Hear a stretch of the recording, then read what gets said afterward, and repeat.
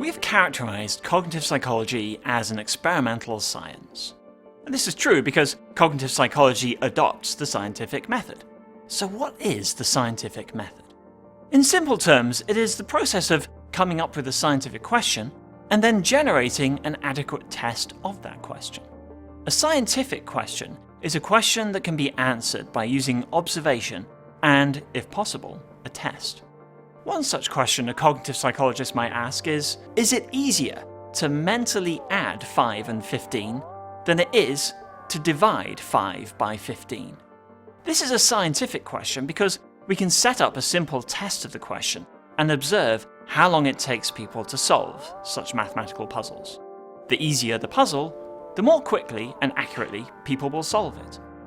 In the world of science, the word test is typically understood in terms of running an experiment. Hence, the scientific method boils down to generating predictions and testing these in experiments. In a typical experiment, an aim is to keep everything the same except the one thing you're interested in. Keep everything constant except for the thing you're varying and see what happens.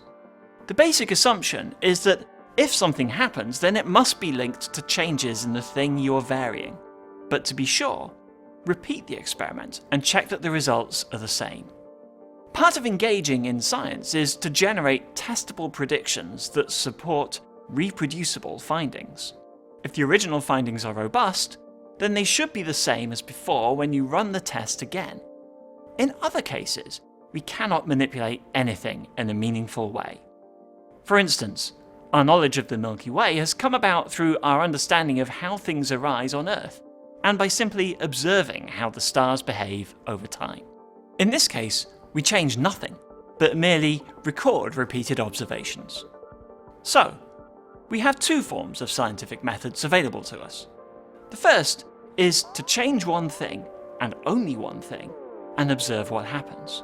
This form of test we call an experiment. The second is where we simply observe. This is more generally known as an observational study. We will explore examples of both as the material unfolds. It may come as something of a surprise, but anything can be studied scientifically as long as testable predictions can be made about that thing. And this is true even if the thing cannot be observed or measured directly. So, yes, we can carry out a scientific study of extraterrestrials as long as we can generate testable predictions about them, and make observations or take measurements. Now, whereas no one has ever been able to do this convincingly with space aliens, cognitive psychologists have made considerable advances in understanding the workings of the mind. You'll come to appreciate this as we progress through the course.